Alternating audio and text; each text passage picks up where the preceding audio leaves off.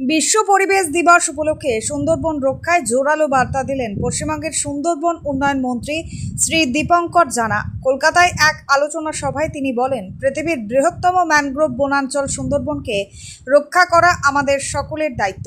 মন্ত্রী জানান, নদী ভাঙন, চোরাচালান এবং পরিবেশ দূষণের কারণে সুন্দরবনের জীববৈচিত্র্য হুমকির মুখে পড়ছে।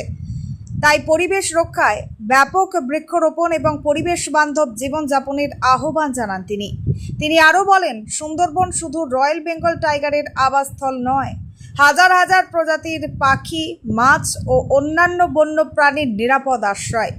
এই প্রাকৃতিক সম্পদকে ভবিষ্যৎ প্রজন্মের জন্য সংরক্ষণ করতে সবাইকে এগিয়ে আসতে হবে। অনুষ্ঠানে উপস্থিত ছিলেন বন ও পরিবেশ মন্ত্রী, পর্যটন মন্ত্রী শঙ্কর ঘোষ, রাষ্ট্রমন্ত্রী পূর্ণিমা চক্রবর্তী, দক্ষিণ 24 পরগনার জেলা শাসক অভিষেক তিওয়ারি, পর্যটন সচিব বরুণ কুমার রায়, তুষার পাঠক, বিধায়ক দেবাংশু পান্ডা এবং অন্যান্য বিশিষ্ট অতিথিবৃন্দ।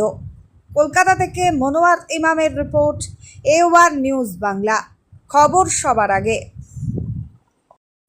আরও আপডেট পেতে চোখ রাখুন A1 নিউজ বাংলাতে।